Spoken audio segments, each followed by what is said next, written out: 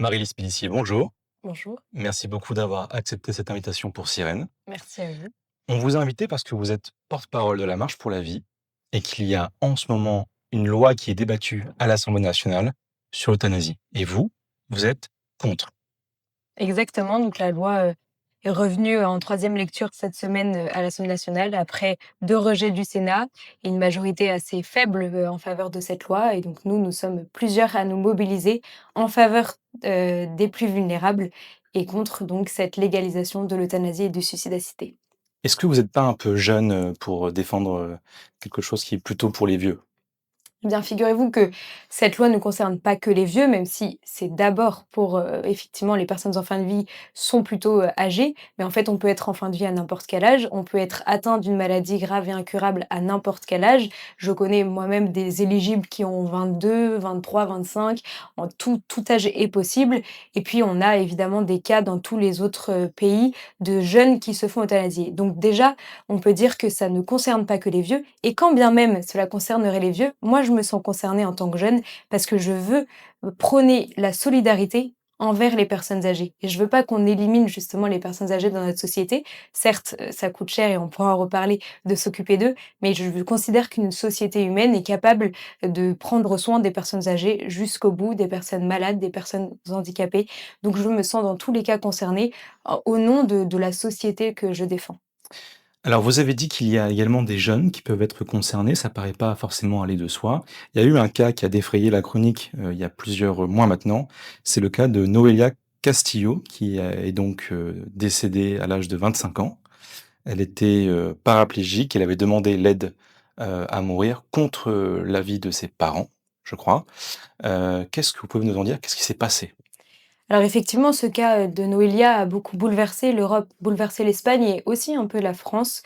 Donc Noélia, si je reprends toute son histoire, a d'abord été, donc elle était dans une famille assez pauvre. Ils avaient pas mal de problèmes économiques. Ses parents ont divorcé, pardon et à cette suite, elle a été placée dans un centre à la demande de ses parents, le centre pour mineurs. Elle rentrait les vacances et le week-end chez ses parents, mais pour des raisons, juste de conditions de vie, elle a été placée dans ce centre pour mineurs. Elle a vécu beaucoup d'injustices et notamment, on en a entendu parler, elle a vécu, des viols successifs, des viols, en réunion. Elle en parle dans son journal intime, hein, c'est avec, ce document-là qu'on connaît son histoire. Suite à ces viols et au traumatisme évident que cela a provoqué, elle a tenté de se suicider et elle a sauté du cinquième étage. Sa tentative a «échoué» entre guillemets, mais elle en est restée paraplégique, donc avec des conséquences, forcément de physique et de capacité physique, de santé. Alors paraplégique, elle pouvait encore se déplacer? Elle pouvait encore se déplacer, elle n'était pas clouée au lit, mais par contre, elle avait, certaines douleurs chroniques, donc pas constantes, mais de temps en temps des douleurs qui reviennent, qui sont assez fortes et qui méritent, évidemment des soins, et des soins, heu, continus, on va dire. Et ce qu'il faut bien noter, c'est que évidemment, le mal-être de Noélia n'était pas que physique, il était, mental et elle bénéficiait dans la mesure du possible, en fonction de ce qui est disponible, en Espagne et ce n'est pas le fort de l'Espagne, on va dire, de l'accès aux soins, hein. Il y a beaucoup de données dans ce sens-là. Donc elle bénéficiait tout de même, de soins psychiatriques et elle était en hôpital psychiatrique. Elle avait fait des fugues, plusieurs fois, enfin voilà. Mais en tout cas, ce qu'il faut bien retenir, c'est qu'elle avait quand même ce mal-être, psychologique et mental et c'est ce mal-être-là qui l'a poussée à demander, l'euthanasie et le suicide assisté. Sa famille était plutôt contre, ce qui semble assez naturel pour une enfant de 25 ans. Alors, la 1re demande, elle l'a fait il y a 2 ans, donc elle a fait, 23 ans à ce moment-là. Donc ses parents étaient plutôt contre, ils ont réagi de manière différente. L'un a choisi, la voie légale et la voie de la justice, donc son père a fait plusieurs recours pour, essayer de convaincre que sa fille n'avait pas, un discernement libre et éclairé en raison de toutes ses souffrances et n'était pas éligible selon la loi à l'euthanasie. Sa mère pour sa part a choisi de rester près de sa fille, même si elle ne cautionnait pas ce choix. Les différents recours successifs du père ont, échoué. Heu, encore aujourd'hui, je sais que des avocats travaillent sur ce sujet parce qu'ils considèrent qu'il y a quand même des flous sur la décision qui a été prise et qu'on peut remettre en cause cette décision juridique selon laquelle elle était légitime l'euthanasie. Dans la loi française aujourd'hui débattue, ce contrôle, il est prévu, pardon, qu'on ait un contrôle a posteriori de l'euthanasie pour savoir si tout s'est bien passé et si effectivement on a fait ça dans les règles de l'art et si c'était pas dans les règles de l'art, on poursuivra le médecin. Sauf que la personne sera déjà morte. Donc c'est quand même assez aberrant de voir que, le contrôle n'est qu'a posteriori et n'est pas a priori, n'est pas avant la mort et c'est aussi ce qu'on voit par exemple pour le cas, aux Pays-Bas là tout récemment, un enfant de 12 ou de moins de 12 ans, on ne sait pas son âge exact, a été euthanasié et la procédure, la commission de contrôle est en train de prendre le cas en main mais après son euthanasie. Donc effectivement le mal est déjà fait et c'est ce que prévoit la loi. Hem, sur Noélia, je pense qu'il y a d'autres choses importantes. Donc déjà, son visage est apparu à la télévision. C'est ce qui a fait qu'elle a beaucoup marqué. On voit une jeune fille de 25 ans et moi je suis particulièrement touchée parce elle a à peu près mon âge, Vous, vous avez 23 ans? 24. 24. J'ai 24 ans, donc Noélia a quasiment mon âge et Donc ça aurait pu être vous? ça aurait pu être moi. Elle a vécu beaucoup d'injustices.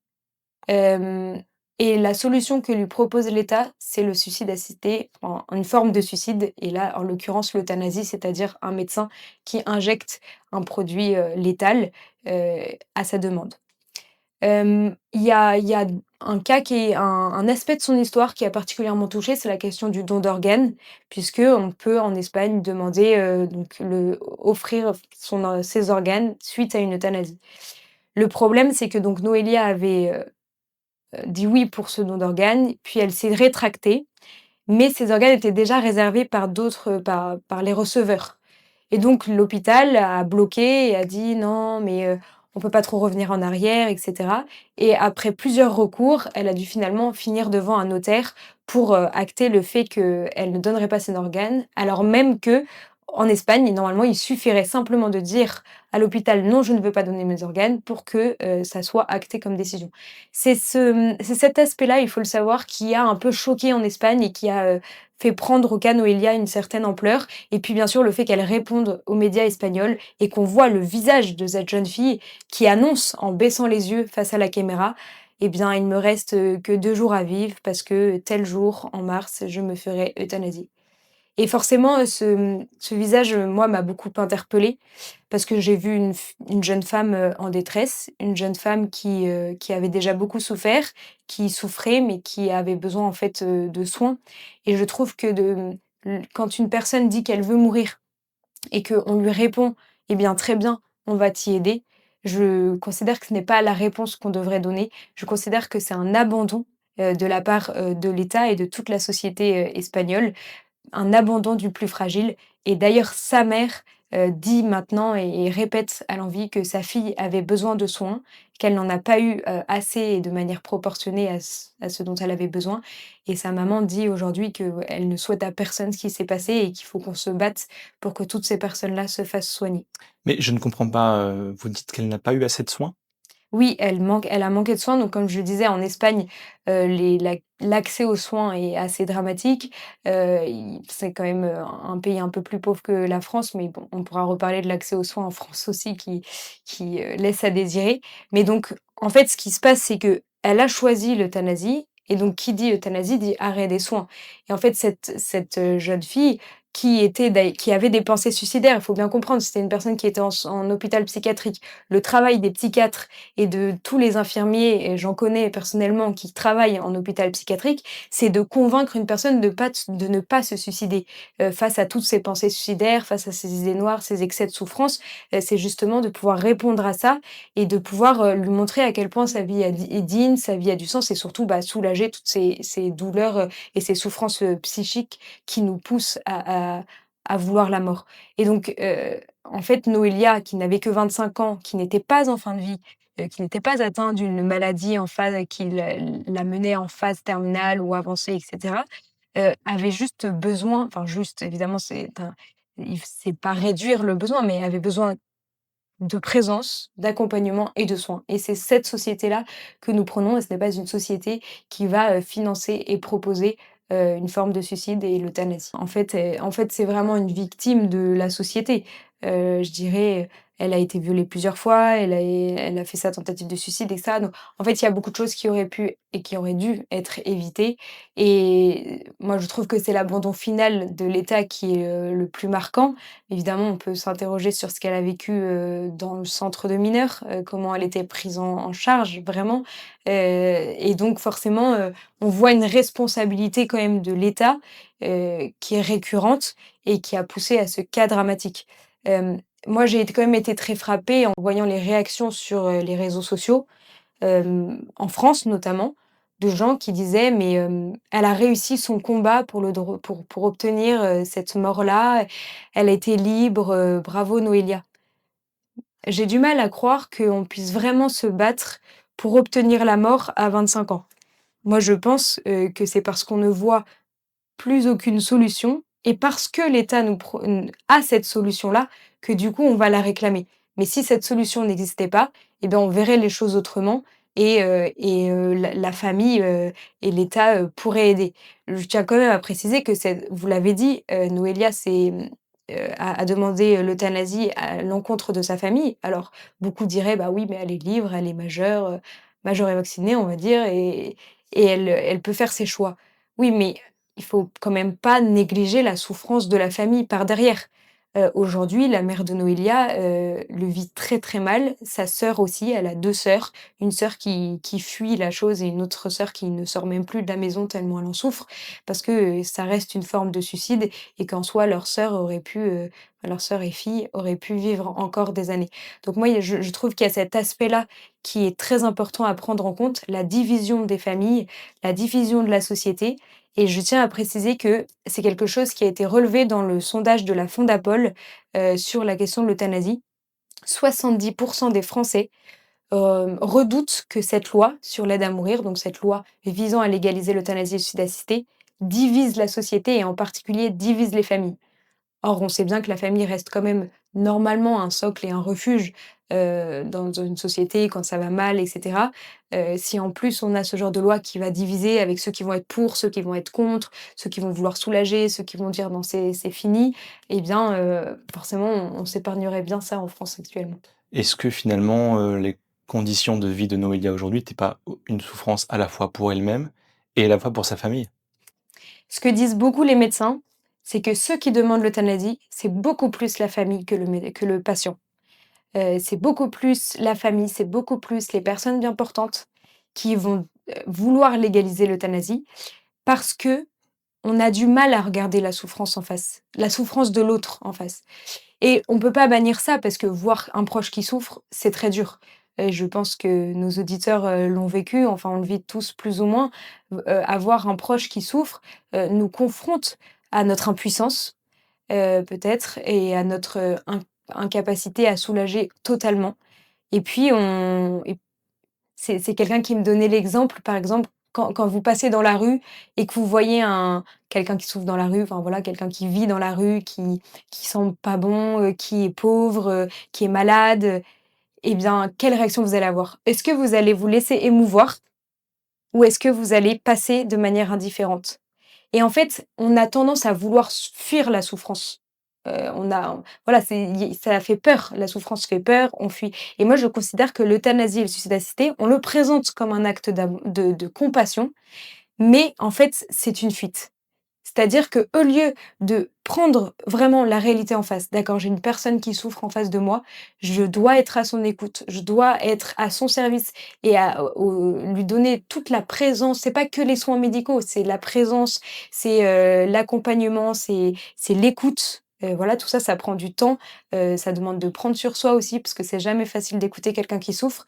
Est-ce que je prends ce temps-là ou alors je dis: «Non mais en fait ça suffit, moi je peux plus te voir souffrir, donc je vais t'aider à en finir». Alors là, on me répondrait: «Oui, mais attention, dans les lois, c'est toujours le malade qui le demande».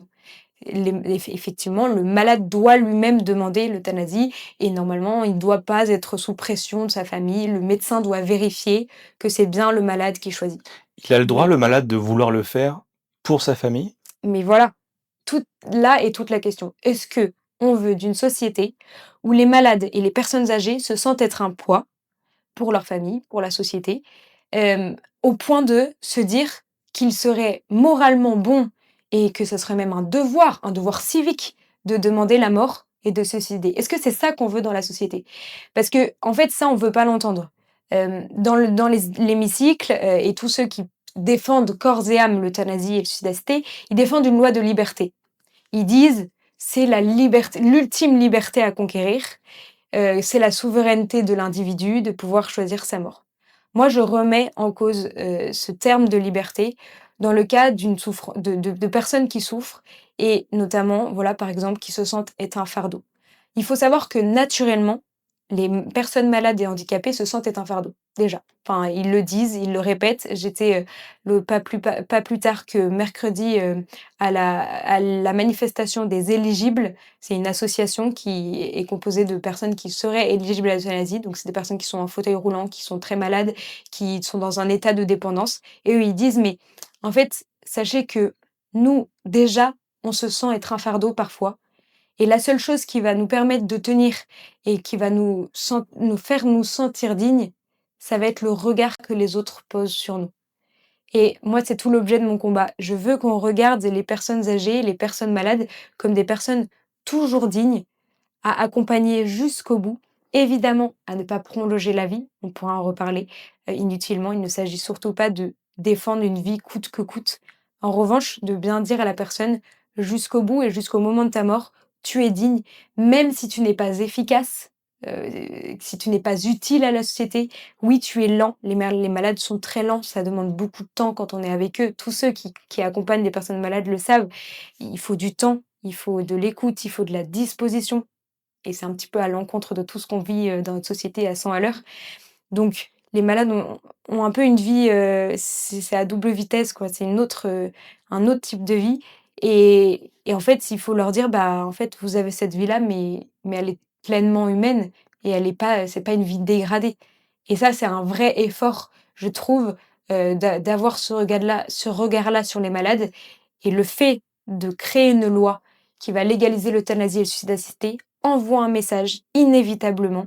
Malgré tous ceux qui disent: «Non, non, mais en fait cette loi n'enlève rien à personne». Je ne suis pas d'accord. Cette loi, en fait, envoie un message à toutes les personnes vulnérables en leur disant: «Vous pouvez prendre la porte de sortie» et certains se diront: «Je dois prendre la porte de sortie». Il y a un cas que j'aurais bien voulu, éclairer, à vos côtés, c'est celui de Chanty. Est-ce que vous connaissez un peu cette histoire et si vous la connaissez, qu'est-ce que vous pouvez nous en dire? Alors oui, effectivement, Chanty a donc été présente lors d'attentats à Bruxelles et elle a été traumatisée par ces attentats, ce qu'on comprend bien sûr. Donc elle n'a pas été victime, physiquement, Donc elle n'était pas victime de l'attentat directement, mais elle a vécu un traumatisme. elle avait pas de balles coincées, elle Voilà, avait pas de séquelles physiques? c'est ça. Même si du coup les séquelles psychologiques sont aussi en partie physiques, parce que c'est tout n'est pas séparé dans le corps humain, mais voilà, elle n'a pas été touchée directement par l'attentat, mais elle a vécu ce traumatisme-là. Elle est tombée en dépression et puis elle a cherché à s'en sortir quand même et puis au bout d'un certain temps, elle a demandé cette euthanasie. En Belgique, l'euthanasie pour raison psychique est autorisée. C'est important à le savoir et surtout ce qui est important à savoir, c'est que au tout début, quand la loi a été légalisée, ce n'était pas autorisé. Au tout début, l'euthanasie était pour les personnes, physiquement atteintes, pour une maladie qui engage pardon, leur pronostic vital et voilà, c'était, on va dire encadré, selon ce Donc qui ce ce qui qui est peut assez similaire à ce qui est proposé aujourd'hui en France dans la aujourd'hui en loi? France et je vais faire juste après, le point sur le cas en France.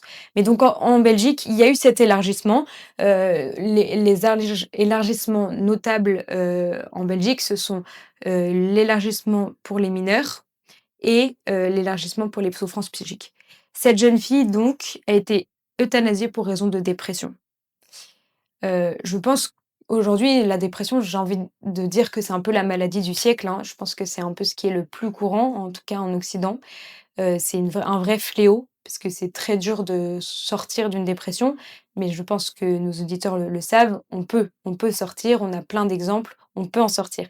Ça demande beaucoup de soins, beaucoup d'efforts, beaucoup de facteurs qui aident à en sortir. Mais c'est vrai que ce cas de cette jeune fille de 23 ans qui s'est fait euthanasier pour cas de dépression a évidemment beaucoup choqué. Et est-ce qu'on ne va pas arriver à ça en France? Alors, ça c'est la question. Qu'est-il prévu dans la loi en France aujourd'hui? Il est prévu que, une personne atteinte d'une affection grave et incurable, puisse demander l'euthanasie quand elle juge sa qualité de vie, et ses souffrances insupportables. Donc il y a bien un aspect subjectif aussi de la demande, puisque c'est difficile de quantifier, la souffrance et puis quand une personne se sent indigne de vivre, qu'est-ce qu'on fait, quoi? Si c'est au nom du regard qu'on porte sur soi-même.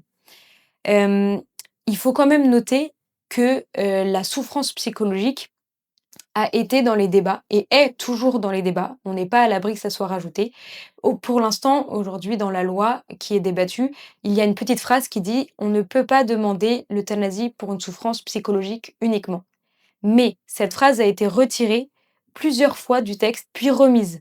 Donc il y a un vrai débat, sur certains députés qui veulent que cette loi soit remise. Mais je pense qu'il faut interroger la question de fond. Parce que moi, en fait, je comprends très bien, hein, qu'on veuille, légaliser l'euthanasie pour des souffrances, psychologiques. Parce que au nom de quoi dirait-on qu'une souffrance physique est plus dure qu'une souffrance psychologique? Et moi, personnellement, je pense que dans la souffrance psychique et psychologique est bien plus dure à supporter et à appréhender qu'une douleur physique. Et donc à partir du moment où vous créez un droit qui dit: «Quand je souffre de telle manière, avec tel critère, j'ai le droit, de demander à ce qu'on me donne la mort ou à ce qu'on me donne le moyen de me donner la mort». Si vous créez ce droit, mais toutes les autres personnes qui souffrent et qui n'ont pas tel critère vont dire: et moi, pourquoi je n'aurais pas le droit? Moi aussi je souffre». Et donc on crée une hiérarchie des souffrances à dire: «Ah non, là je pense qu'elle, elle souffre plus, donc il faut pouvoir lui donner l'euthanasie». Et moi je suis contre cette hiérarchie des souffrances. C'est-à-dire qu'à partir du moment où on crée, la possibilité de répondre, à la souffrance par la mort provoquée, bah, la question des critères ne tient pas, la question des garde-fous ne tient pas et on pourra le développer sur tous les autres pays qui ont légalisé l'euthanasie et le suicide assisté. Je voudrais revenir du coup sur cette différence entre ce que j'appellerais la douleur, qui est plus la douleur physique, et la souffrance, qui est plus la souffrance mentale et psychologique. Parce que les 2 vont ensemble, bien sûr, et je pense que c'est la première chose à laquelle il faut savoir répondre quand on aborde la question de l'euthanasie et le suicide assisté.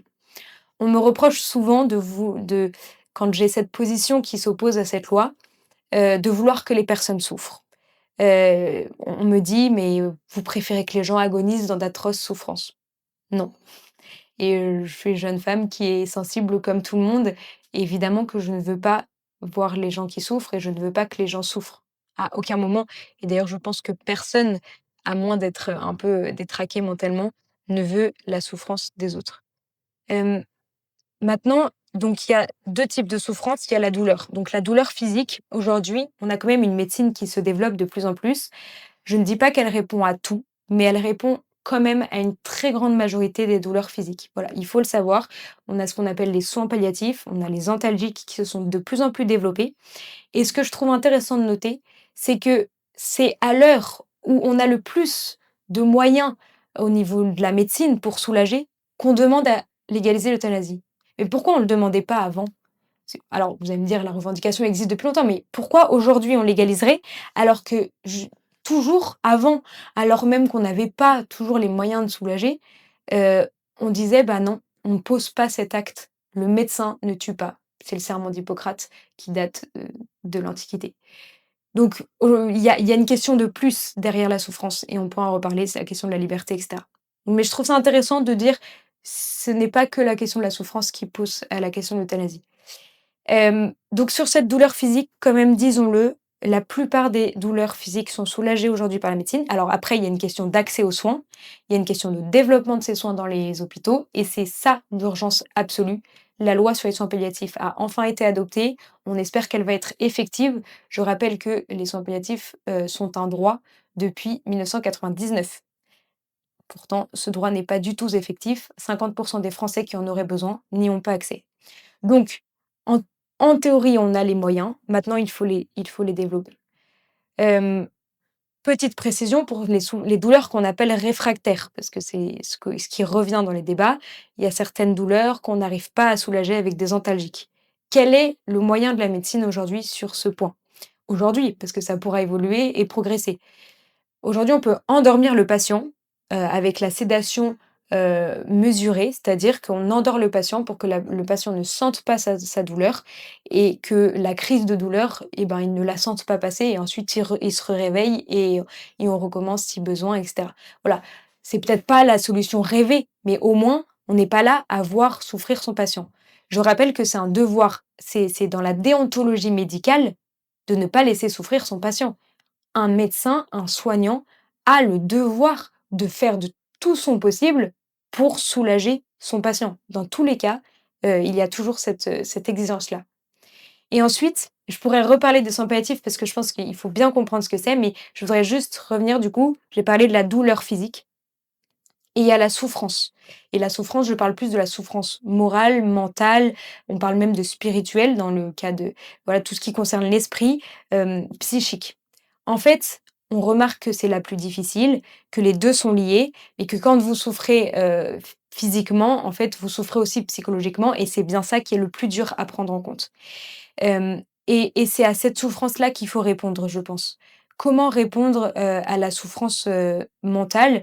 C'est pas par des petites piqûres. C'est pas juste, les actes médicaux qui vont, répondre à cette souffrance mentale. C'est la présence. Combien de malades se sentent seuls? 57 des personnes ayant demandé et ayant utilisé l'aide médicale à mourir, comme ils l'appellent, au Canada, c'est dans les chiffres officiels, hein, du Canada, 57 de ces personnes disent qu'ils ont demandé l'aide à mourir, notamment dans les facteurs qui les ont poussés à demander ce droit, il y a la solitude. Aujourd'hui, vous avez un nombre de personnes âgées, j'ai plus le chiffre en tête, mais il y a un nombre de personnes âgées qui sont en état de mort sociale. Qu'est-ce qu'elles vont demander? Qu'est-ce qu'elles vont faire? Évidemment que quand on est seul, on voit plus de sens à sa vie. Et moi, je pense qu'il y a un vrai sujet sur la solitude des personnes malades, handicapées et âgées. On doit être présent. Donc c'est pas que le rôle des médecins, c'est pas que le rôle de l'hôpital, c'est même pas que le rôle de la famille, parce que parfois elle n'est pas là. Mais je pense que c'est un effort sociétal que nous devons faire pour être auprès des personnes qui souffrent. Donc il y a la solitude, il y a le sentiment d'inutilité, il y a le sentiment d'indignité. Et c'est pour ça que cette loi de l'euthanasie, elle est à la fois individuelle, mais elle est surtout sociétale. C'est-à-dire quel message on va envoyer aux personnes qui souffrent. Vous parlez de la solitude, des personnes qu'on abandonne et qui donc, veulent mourir, à défaut d'être entourées. Mais on n'a plus le temps aujourd'hui de s'occuper des aînés. Le temps, on l'a pas, on le prend. Je pense qu'il y a un vrai sujet de société.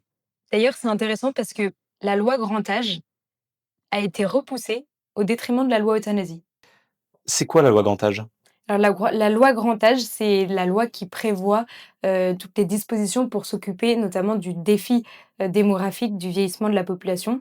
Les dernières projections de l'INSEE, montrent que, d'ici 2070, les personnes de 80 ans seraient 2 fois plus nombreuses et représenteraient 9 millions d'habitants. Donc ces petits chiffres pour montrer que, on le sait, hein, c'est un vrai défi, le vieillissement de la population et la question c'est qu'est-ce qu'on fait face ce vieillissement? Je trouve que ces chiffres et cette réalité du vieillissement, alliés avec la priorité donnée à l'euthanasie, comme on dit, on le sait, qui va d'abord concerner les personnes âgées, est très troublante sur le choix sociétal qu'on fait, vis-à-vis de ces personnes âgées. En fait, pourquoi les personnes âgées sont plus concernées par l'euthanasie? Je précise juste, en fait, les personnes âgées sont, sujettes à des polypathologies et donc, vont être susceptibles de développer des affections, incurables et multiples. Donc en fait, forcément, elles vont être plus, sujettes à l'euthanasie, même si encore une fois, ce ne sont pas les seules.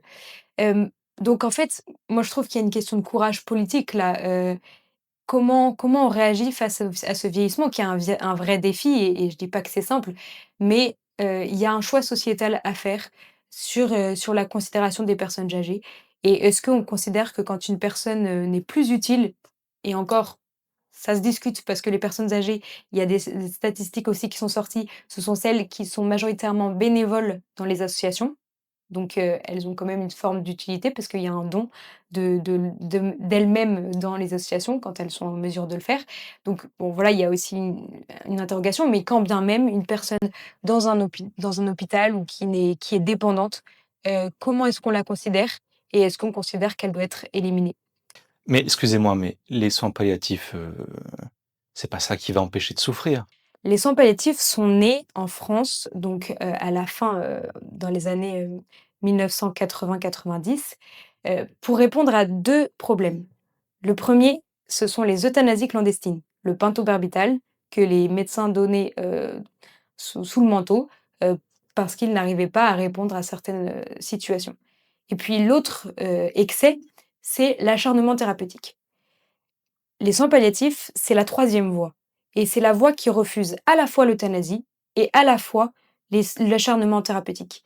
Il est important de noter que moi et tous ceux que je représente, La Marche pour la vie, on est contre l'acharnement thérapeutique et d'ailleurs, cet acharnement thérapeutique, appelé dans la loi obstination déraisonnable, est interdite, depuis la loi Leonetti de 2005.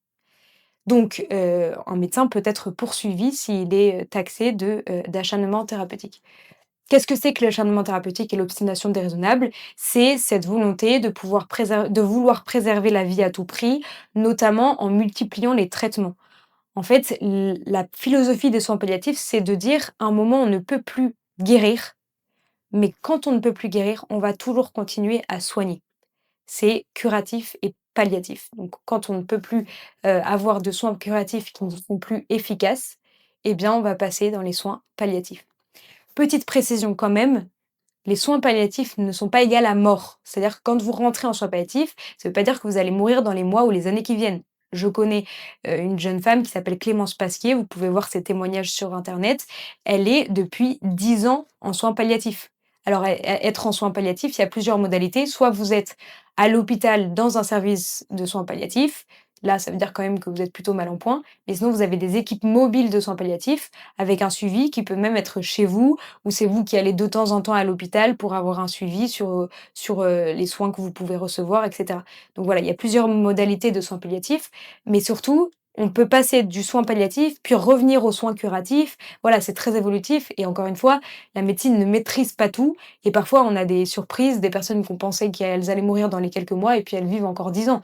Donc il y a aussi des limites de la médecine sur ce point. Mais voilà, parfois les gens ont peur des soins palliatifs et parfois, c'est aussi une des raisons pour lesquelles il va y avoir un acharnement, une multiplication des traitements. Je pense par exemple au cancer. Parfois, on multiplie les chimiothérapies, alors même qu'en fait, ça fait plus de mal aux patients qu'autre chose et qu'il vaudrait mieux passer dans une autre phase qui est une phase de soins, qui est tout autant, précise et importante, mais où on ne va pas chercher forcément à guérir, à tout prix la maladie. Les soins palliatifs, ce n'est pas juste être là et tenir la main, même s'il y a beaucoup de ça. Les soins palliatifs, je connais un médecin de soins palliatifs qui est assez exceptionnel et qui a fait 30 ans de chef de service en soins palliatifs, qui est aujourd'hui directeur d'une clinique en soins palliatifs. Et il comparait un petit peu à une cuisine, dans le sens où il disait que c'était vraiment du cas par cas et que l'équipe pluridisciplinaire de soins palliatifs, c'est-à-dire que vous allez avoir un médecin, vous pouvez avoir un psychologue, vous pouvez avoir une aide-soignante, voilà, ils travaillent tous ensemble, c'est la collégialité dans la médecine.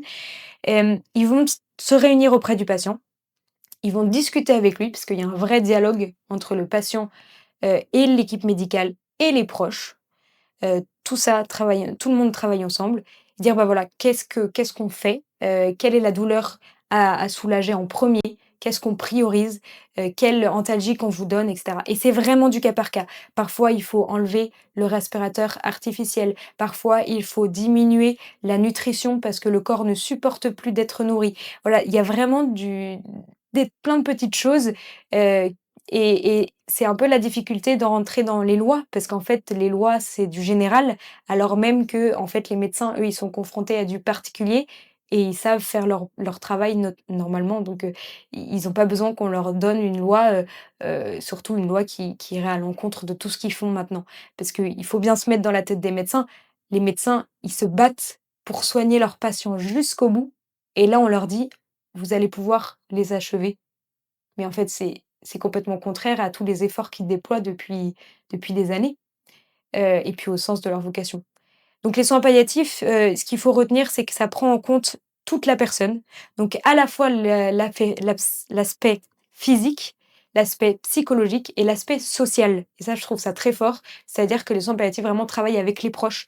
Parce qu'en fait, être proche aidant, on appelle ça comme ça, c'est-à-dire quand on est une personne qui accompagne des personnes malades, on appelle ça un aidant. En fait, ça peut être très lourd. Ça peut être extrêmement difficile, on est à 100. Donc il faut être formé, il faut avoir des avis médicaux pour savoir à quel moment on s'arrête, et puis pouvoir se reposer et cetera. Et donc les soins palliatifs prennent aussi en compte cette dimension sociale, parce qu'ils sont conscients que parfois le malade va vouloir en finir, parce qu'il sent qu'il pèse sur sa famille, encore une fois. Donc voilà, je pense qu'il y a un vrai travail, autour des soins palliatifs pour redonner une vraie place à ces soins. Ne pas dire que ce sont juste les soins de dernière minute, qui servent à rien, et les reconsidérer en comprenant que leur but, c'est bien de soulager la souffrance du patient en conservant sa dignité, c'est dans la définition des soins palliatifs, en préservant la dignité du patient jusqu'au bout. Il y a donc actuellement, la loi euthanasie qui est débattue à l'Assemblée nationale. On n'en entend pas tellement parler dans les médias. Est-ce que les Français s'en foutent? Ce qui est sûr, c'est que les Français sont très peu informés. Je recite à nouveau le sondage de la Fondapol qui est sorti en février, de cette année-là, en 2026, et qui est très intéressant parce qu'il est très fourni. Voilà, c'est pas juste les petits sondages: «Êtes-vous pour ou contre l'aide à mourir?», mais c'est bien, pour vous, qu'est-ce que vous voudriez? Pour vos proches, qu'est-ce que vous voudriez? Est-ce que vous êtes informés? Est-ce que vous êtes pour l'acte létal en lui-même? Est-ce que vous voudriez un développement des soins palliatifs? Est-ce que vous considérez que cette loi peut peser sur les plus vulnérables? Et cetera. Et il y a un certain nombre de personnes qui disent ne pas être informées, et moi je le vois de manière très flagrante en discutant, parce que je vais souvent aussi parler, de ces sujets, dans la rue, ou juste avec des personnes pas du tout de mon entourage, parce que je vais justement, témoigner sur ce sujet. Hop, je croise quelqu'un qui me dit: «Où est-ce que tu vas?» Et j'explique. Hem et en fait, les gens ne savent pas. Ils savent qu'il y a une loi là quelque part, et puis parfois, en premier abord, ils vont être pour. Premier abord, ils vont dire: «Ah oui, je suis pour l'euthanasie». Pourquoi? Parce qu'eux, on a tendance à confondre, heu, le fait de préserver la vie du patient en respectant, juste que la mort naturelle arrive, et le fait de s'acharner au niveau thérapeutique. Je reviens au sujet de tout à l'heure, mais voilà, il faut bien montrer que l'euthanasie, ce n'est pas une réponse à l'acharnement thérapeutique, et que être contre l'euthanasie, ce n'est pas être pour l'acharnement thérapeutique. Mais les Français donc sont très, très peu informés. Je tiens à préciser qu'il y a eu une demande de référendum. Monsieur Macron avait promis un référendum sur ce sujet, et le Conseil constitutionnel, après une demande de certains sénateurs et donc d'un cinquième du parlement, un cinquième du parlement avait demandé ce référendum, notamment sur la question d'exclure l'euthanasie, ou le fait d'administrer un acte létal du soin, du champ du soin. C'était la demande du référendum, c'était la question qui aurait été posée aux Français: «Est-ce que vous considérez que donner la mort relève du champ médical et du champ du soin?» Cette initiative a été refusée par le Conseil constitutionnel, parce que les sages ont jugé que cela ne concernait pas la politique sociale, heu, oui, la politique sociale, du pays et les services publics. Bon, on peut quand même s'interroger sur ce choix. Je suis pas juriste, hein, donc je vais pas, rentrer dans les détails, mais c'est vrai que de dire que l'euthanasie et le suicide assisté ne concernent pas la politique sociale, alors même que ça va être payé par la sécurité sociale et que ça va être fourni par les services publics, ça pose un petit peu question. Et c'est vrai que la réaction, populaire a été de dire: «Mais si ça ne relève pas du référendum, qu'est-ce qui relève du référendum?» Mais quand bien même, moi ce que j'aurais trouvé intéressant, même si je défendais pas à tout prix le référendum, c'était au moins que les Français soient vraiment informés du sujet. Parce que moi, je trouve ça assez effrayant de voir qu'il y a des parlementaires avec une très faible majorité, hein, rappelons-le, 53 uniquement de députés ont voté pour cette loi en seconde lecture en mai dernier. Le Sénat l'a rejetée 2 fois, et pourtant, le parlement et le gouvernement veulent absolument le faire voter avant l'été. Donc il y a une petite majorité de députés qui la demandent. On a une contestation énorme des soignants. Ne nions pas, la voix des soignants qui se sentent bafoués dans l'histoire, enfin dans cette affaire. Ils se sentent vraiment bafoués, ils ne se sentent pas du tout écoutés. Pourtant, ils ont fait des déclarations, ils ont fait des lettres au Premier ministre et vraiment ils se sont mobilisés, mais on ne veut pas les entendre. Et puis il y a aussi les éligibles, hein, ceux qui disent qu'ils pourraient être éligibles à l'euthanasie et que pour eux, c'est une loi de violence. Donc je pense qu'il y a un vrai problème, au fait que, oui, les Français ne sont pas au courant de cette loi qui va pourtant tous nous impacter. Déjà parce qu'on va tous payer l'euthanasie avec nos impôts. Moi, je tiens à préciser quand même ça. Et puis aussi parce qu'en fait, on va devoir se prémunir de ça. Nos grands-parents, ils pourront être portés à demander l'euthanasie. On aura le droit de rien faire, hein, parce que c'est le patient tout seul qui décide. Donc moi, je peux pas faire un recours pour dire, «Non, attendez, je pense que mon grand-père, il n'est pas libre de son choix. Là, il est trop malade, il se sent être un fardeau». Ça, je peux rien faire. Donc si mon grand-père décide de s'euthanasier et que, l'État juge qu'il a le droit, et ben, il recevra l'euthanasie. Donc voilà, on va tous être, concernés par cette loi et encore une fois, c'est un choix de société et un changement radical de société auquel on devrait tous, prendre part, au moins être au courant. Mais pardon, Marie-Lise Pellicier, mais pourquoi vouloir décider à la place des autres? Alors déjà, oui, il y a les directives anticipées, voilà, peut-être que les gens on ne connaît pas assez, mais il y a les directives anticipées où on peut dire, d'avance, ce qu'on aimerait pour notre fin de vie. Le problème déjà, il est double, c'est que quand on est en bonne santé, alors là, c'est plutôt quand on dit dans ces directives anticipées qu'on voudrait l'euthanasie, quand on est en bonne santé, on n'a pas forcément la même mentalité que quand on est dans un fauteuil roulant. Je vous donne juste l'exemple de Pozzo di Borgo. Philippe Pozzo di Borgo, c'est celui qui a inspiré le film Les Intouchables. Hem, il était très actif, c'était une personne très active et puis il a eu un accident qui a complètement changé sa vie. Donc il s'est retrouvé, du jour au lendemain dans un fauteuil roulant complètement dépendant et il a une lettre très belle en disant: «Vous savez, le lendemain, enfin les quelques jours après mon accident, si l'euthanasie existait, moi je l'aurais demandé. Je l'aurais demandé, clairement». Et pourtant, aujourd'hui, enfin maintenant il est décédé, il est mort, il y a 2 ans, mais après il a rayonné, il a eu une super belle vie, parce qu'il finalement, il le dit dans son appel, il a dit: «Mais ce qui m'a donné, envie de continuer à vivre malgré ce bouleversement de me retrouver dans un fauteuil et de plus pouvoir faire tout ce que je voulais faire, eh bien, c'est le regard que les autres ont porté sur moi et c'est le soin, c'est l'accompagnement, c'est vraiment il parle pas beaucoup du regard de ses proches et des soignants et je trouve ça très beau et donc ça montre que quand on est en bonne santé, je pense que enfin personne n'a très envie de terminer dans un fauteuil. Donc comme ça, je pense que majoritairement, on dirait presque tous, «Non, je veux pas finir ma vie comme ça». Dans l'idée, à part si on a des convictions très fortes. En revanche, quand on est dans un fauteuil roulant et ben, en fait, il y a un peu cet instinct de survie qui revient et on a plein d'exemples qui montrent qu'en fait, bah, ces personnes-là, malades, handicapées, bah, elles ont une rage de vivre et elles veulent vivre même si c'est une vie qui est totalement différente de nos canons et de nos standards et en fait, elles ont des manières de communiquer. Alors en plus aujourd'hui, c'est quand même super, j'allais dire super stylé, c'est pas très classe de dire ça, mais je trouve que dans la maladie de Charcot, par exemple, qui est une maladie qu'on reprend beaucoup dans les débats, vous savez, c'est dégénératif, c'est terrible, hein, c'est vraiment une maladie très dure et on perd petit à petit ses moyens. Mais je trouve ça assez fascinant parce que la médecine aujourd'hui donne les moyens à ces personnes-là de communiquer, par exemple, avec leurs yeux. Ils peuvent parler avec leurs yeux, avec leurs pupilles et cetera. Alors, il y en a pour qui peut-être vont réagir en disant: «Mais c'est pas une vie». Je dis: «Mais en fait, quand vous côtoyez ces personnes-là, mais si en fait c'est une vie». Enfin, c'est une vie qu'ils acceptent, qui prennent à leurs mains et nous, en fait, ils nous apprennent énormément et donc là, c'est encore une fois, redéfinir un petit peu ce que c'est que la vie humaine. Est-ce que c'est forcément avoir toutes ces capacités ou est-ce que c'est pas aussi dans l'être même de la personne? Hem, Pourquoi je me bats contre cette loi?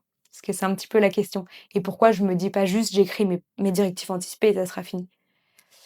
Encore une fois, c'est une loi de société. C'est une loi qui lève l'interdit de tuer, il faut bien le redire. Dès l'article 2 de la loi, il y a une petite phrase qui précise que les personnes qui concourent à ce droit à l'aide, ce qu'ils appellent le droit à l'aide à mourir et donc qui vont prescrire, la solution létale ou même l'administrer dans le cadre de l'euthanasie, ne sont pas pénalement responsables au titre de l'article 122-4 du code pénal.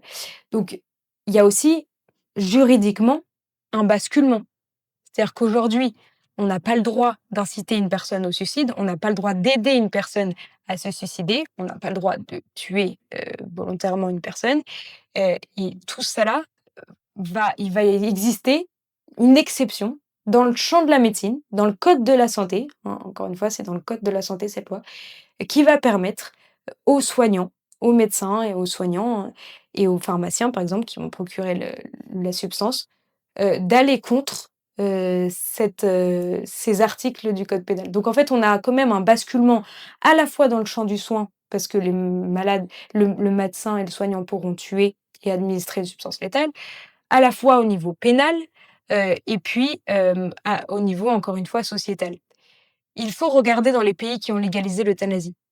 Qui sont ceux qui demandent l'euthanasie? On remarque qu'au Canada, par exemple, parce que c'est vraiment au Canada qu'il faut regarder pour voir, ouais, c'est l'exemple exemplaire, de ce à quoi on aboutit quand on légalise l'euthanasie.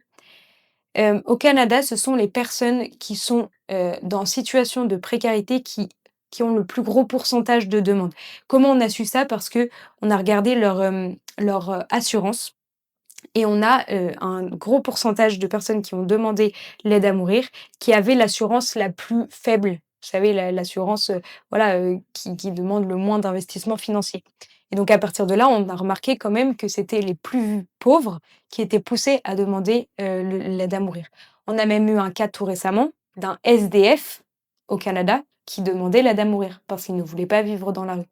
Donc il faut bien se rappeler que cette loi va peser sur les plus vulnérables. Ce sont ceux qui n'auront pas forcément d'argent, qui n'auront pas accès aux soins palliatifs et qui n'auront pas de famille, qui vont plus majoritairement demander l'euthanasie et le sudacité. Et moi, je me bats pour ça, parce que je ne veux pas d'une société où on a cette loi qui va envoyer, des signaux pour dire: «On a le droit de tuer, le médecin n'est plus obligé de soigner jusqu'au bout et a le droit de procurer une substance létale».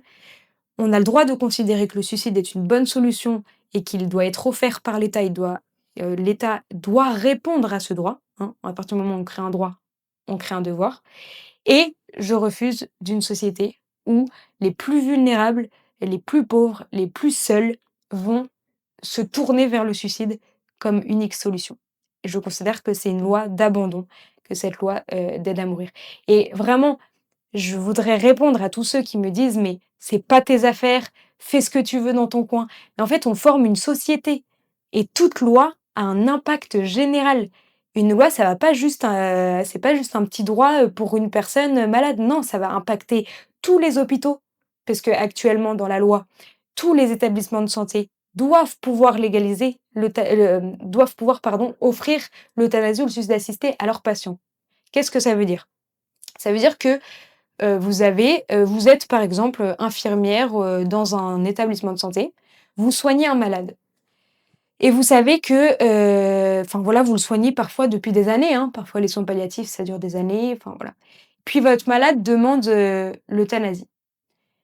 Vous êtes infirmière ou vous êtes médecin, vous avez votre objection de conscience, donc si le malade vous demande, vous avez le droit de dire: «Non, moi je ne peux pas, j'ai ma conscience, je peux pas faire cet acte-là». En revanche, vous êtes obligé de donner le dossier à quelqu'un d'autre qui va le faire. Donc déjà, vous participez plus ou moins quand même à l'acte.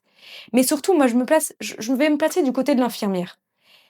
L'infirmière, elle a soigné quelqu'un pendant des années et là, cette personne-là, elle demande l'euthanasie et le sudacité. Imaginons que dans l'établissement, il n'y ait aucun médecin qui accepte de faire cet acte. Je pense par exemple aux établissements catholiques. Vous savez il y a quelques établissements hospitaliers catholiques comme les Petites Sœurs des Pauvres, les maternités catholiques, voilà, qui sont tenus par des religieuses, par exemple, qui dédient leur vie aux personnes malades.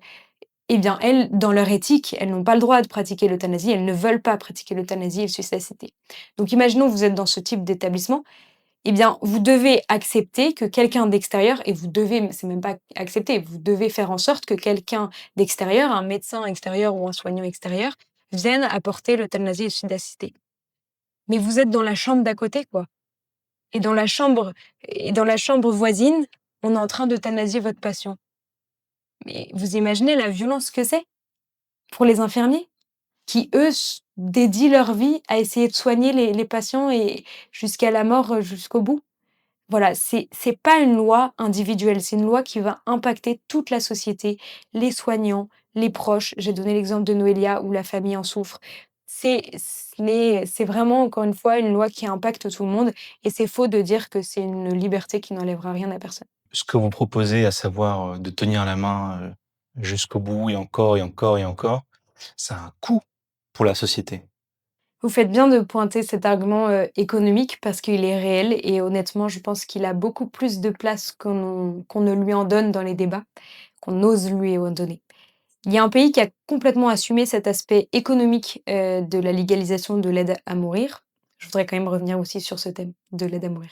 C'est le Canada. Le Canada, le parlement, du Canada a demandé à ce qu'une étude soit faite pour comptabiliser les économies réalisées, grâce à l'aide à mourir, l'aide médicale à mourir. En 2021, ils ont évalué à peu près à 149 millions de dollars, l'économie réalisée sur les soins, les frais de fin de vie, grâce aux personnes qui se sont, euthanasiées ou suicide assisté. En France, il faut quand même savoir que une certaine mutuelle, défend, cette proposition de loi, envoie des messages à ses adhérents pour dire qu'ils promeuvent, l'euthanasie et envoie même aux députés des amendements pour ce texte. C'est quand même assez troublant qu'une mutuelle fasse cela. Dans les autres pays qui ont légalisé l'euthanasie, en Belgique par exemple, des sources montrent que des assureurs passent dans les EHPAD pour proposer l'euthanasie. Alors, aujourd'hui en France, ce n'est pas prévu dans la loi, on ne doit pas venir proposer l'euthanasie, mais il n'y a pas de délit d'incitation dans la loi actuelle. Il a été supprimé tout récemment, peut-être qu'il reviendra dans les prochains débats. Mais le délit d'incitation à l'euthanasie ou au suicide assisté a été rejeté. Ce qui implique que les associations militantes pro-euthanasie pourront tout de même développer une certaine propagande, ce que j'appelle une propagande, ou en tout cas une information développée sur les possibilités d'accès au droit, à ce fameux droit, et donc pourront comporter une forme d'incitation. Puisque plus on va avoir ce droit qui est présenté comme une ultime liberté, une ultime dignité, et bien les gens peuvent être poussés à cela. Je voudrais rappeler aussi le poids sur les personnes vulnérables, les pressions que les personnes puissent recevoir. Aux Pays en Allemagne, le parlement, d'Allemagne ont sorti un rapport pour dire que des Hollandais viennent en Allemagne pour éviter la pression dans les EHPAD. Viennent dans les vieux Hollandais viennent habiter dans des EHPAD en Allemagne parce qu'ils ont peur de recevoir une certaine pression sur l'euthanasie, concernant l'euthanasie, aux Pays-Bas. Je trouve ça assez intéressant. Aussi, ce qui est intéressant, c'est que dans les débats à l'hémicycle, plusieurs amendements ont été refusés. Des amendements qui visaient à protéger au maximum les personnes vulnérables. Je pense par exemple à un amendement qui demandait à ce que lorsque le médecin, a un doute sur le consentement libre et éclairé du patient, il puisse faire appel à un psychiatre qui puisse évaluer ce consentement, enfin ce souhait, du patient. Ça a été refusé. Il y a eu des amendements qui visaient à éviter les abus de faiblesse. Aujourd'hui, on compte en France 2000 abus de faiblesse, 2000 condamnations pour abus de faiblesse. Donc évidemment, il y a des abus de faiblesse qui existent et qui ne sont pas condamnés. Les députés qui ont proposé ces amendements se sont vus, rejetés. Enfin, les amendements qui visaient à préserver, les personnes vulnérables de ces abus de faiblesse ont été rejetés. Également pour les personnes handicapées sous tutelle et sous curatelle. Les personnes sous tutelle, sous curatelle, pour certaines, dans certains cas, ne peuvent même pas payer un chèque, ne peuvent pas signer un chèque, ne peuvent pas signer un contrat. Ils doivent, leur capacité est donnée à leur tuteur.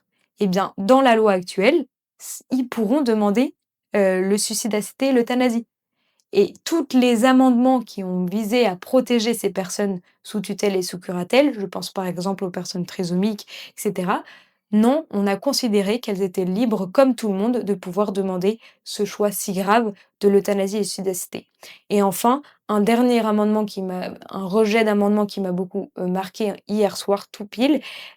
Plusieurs députés, de droite comme de gauche d'ailleurs, ont demandé à ce que qu'il soit nécessaire que le patient ait eu la possibilité d'accéder aux soins palliatifs avant de demander l'euthanasie. C'est-à-dire que si le patient y aspirait, il fallait d'abord vérifier qu'il ait bien eu cette possibilité d'accès avant de pouvoir accéder à sa demande d'euthanasie, et ça a été refusé.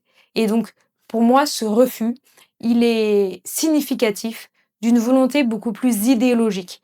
En fait, on nous dit que l'euthanasie et le suicide assisté, c'est ce qui va répondre aux situations graves, c'est la solution d'humanité et de compassion. Bien, on voit très bien, en écoutant les promoteurs de l'euthanasie, qu'en réalité, c'est une vision, de la société et de l'humanité comme, l'autodétermination absolue et complètement déconnectée de la réalité. Parce que la réalité, c'est que les personnes, qui sont en souffrance ne sont pas pleinement libres quand elles demandent la mort, que quand elles demandent la mort, c'est une expression de leur souffrance et que tout comme lorsqu'une personne tente de se suicider, nous, collectivement, nous développons une prévention du suicide qui, vise à s à soigner ces personnes-là et à essayer de les dissuader de se suicider, eh bien, nous devrions faire pareil pour les personnes qui sont en fin de vie ou en situation de maladie incurable. C'est quoi l'agenda parlementaire pour la loi? Alors, comme je le disais, le gouvernement et le parlement souhaitent absolument passer cette loi, avant l'été ou en tout cas, au début de l'été. Donc ce qui se passe, c'est qu'il y a actuellement la nouvelle lecture, troisième lecture à l'Assemblée nationale. Le vote pour cette troisième lecture aura lieu le 30 juin. Ensuite, début juillet, le texte reviendra au Sénat et enfin, le gouvernement a prévu de donner le dernier mot à l'Assemblée nationale pour un vote définitif le 15 juillet. La Marche pour la vie est mobilisée jusqu'au vote de la loi. Qu'est-ce que vous avez prévu? Alors nous avons prévu, plusieurs choses. Déjà, nous invitons toutes les personnes qui sont sensibles sur ce sujet-là et qui refusent que cette loi passe, à contacter leurs parlementaires, à ne pas hésiter même à les rencontrer individuellement pour leur expliquer, la raison de leur opposition. Et puis nous demandons bien sûr, à tous ceux qui s'y opposent de rester présents, par exemple sur les réseaux sociaux, et de sensibiliser aussi autour d'eux. Parce que plus on va être nombreux à nous mobiliser, plus peut-être, certains députés se réveilleront et changeront d'avis, puisqu'il n'y a que 30 députés à convaincre finalement. Marie-Lise Pellissier, merci beaucoup. Merci à vous. On était très heureux de vous recevoir aujourd'hui sur Cyrène pour parler d'un sujet qui est quand même délicat. On suivra avec attention le vote de la loi et on vous dit à bientôt. À très bientôt.